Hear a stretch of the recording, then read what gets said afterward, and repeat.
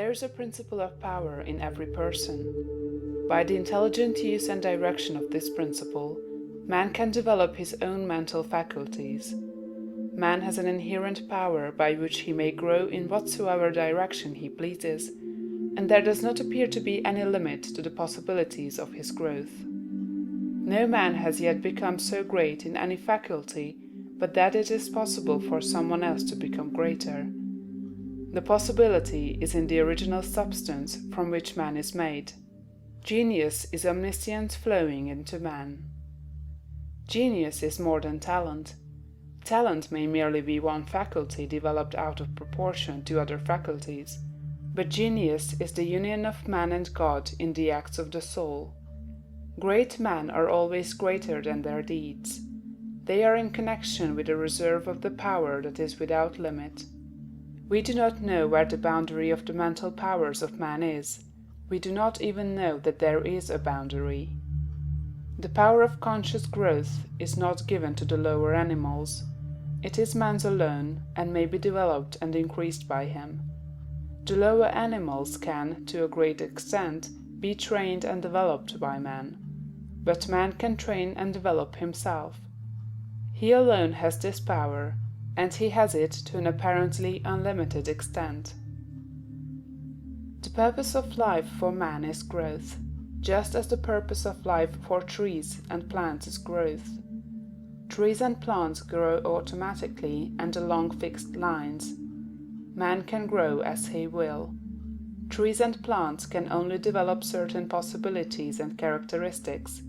Man can develop any power, which is or has been shown by any person, anywhere. Nothing that is possible in spirit is impossible in flesh and blood. Nothing that man can think is impossible in action. Nothing that man can imagine is impossible of realization. Man is formed for growth, and he is under the necessity of growing. It is essential to his happiness that he should continuously advance. Life without progress becomes unendurable, and the person who ceases from growth must either become imbecile or insane. The greater and more harmonious and well-rounded his growth, the happier man will be. There is no possibility in any man that is not in every man, but if they proceed naturally, not two men will grow into the same thing or be alike.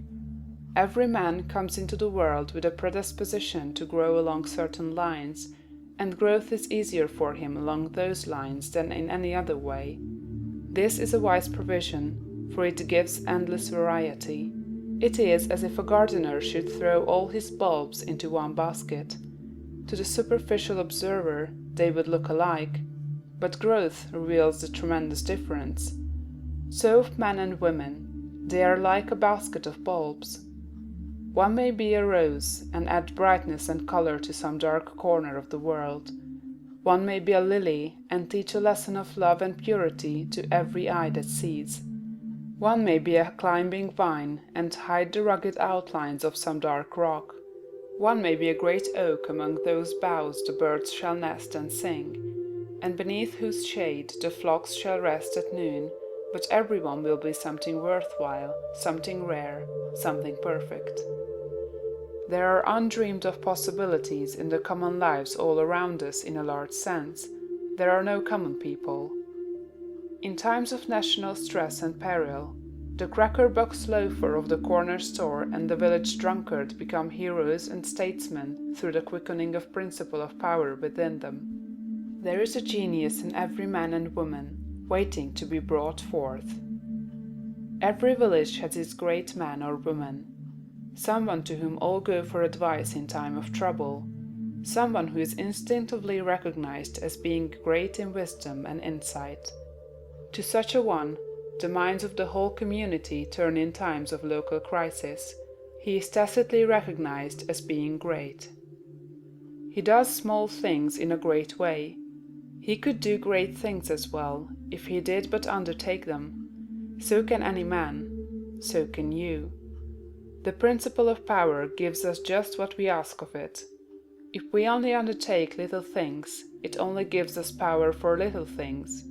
But if we try to do great things in a great way, It gives us all the power there is.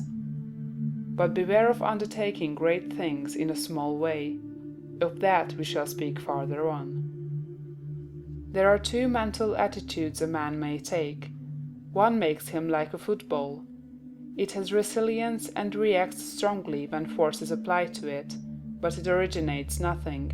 It never acts of itself. There is no power within it. Men of this type are controlled by circumstances and environment. Their destinies are decided by things external to themselves. The principle of power within them is never really active at all. They never speak or act from within. The other attitude makes man like a flowing spring. Power comes out from the center of him. He has within him a well of water springing up into everlasting life. He radiates force, highest felt by his environment. The principle of power in him is in constant action. He is self-active. He hath life in himself. No greater good can come to any man or woman than to become self-active. All the experiences of life are designed by Providence to force men and women into self-activity, to compel them to cease being creatures of circumstances and master their environment. In his lowest stage, man is the child of chance and circumstance and the slave of fear. His acts are all reactions resulting from the impingement upon him of forces in his environment. He acts only as he is acted upon, he originates nothing. But the lowest savage has within him a principle of power sufficient to master all that he fears. And if he learns this and becomes self-active, he becomes as one of the gods. The awakening of the principle of power in man is the real conversion, the passing from death to life. It is when the dead hear the voice of the Son of Man and come forth and live. It is the resurrection and the life. When it is awakened, man becomes a son of the highest, and all power is given to him in heaven and on earth. Nothing was ever in any man that is not in you. No man ever made more spiritual or mental power than you can attain, or did greater things than you can accomplish. You can become what you want to be.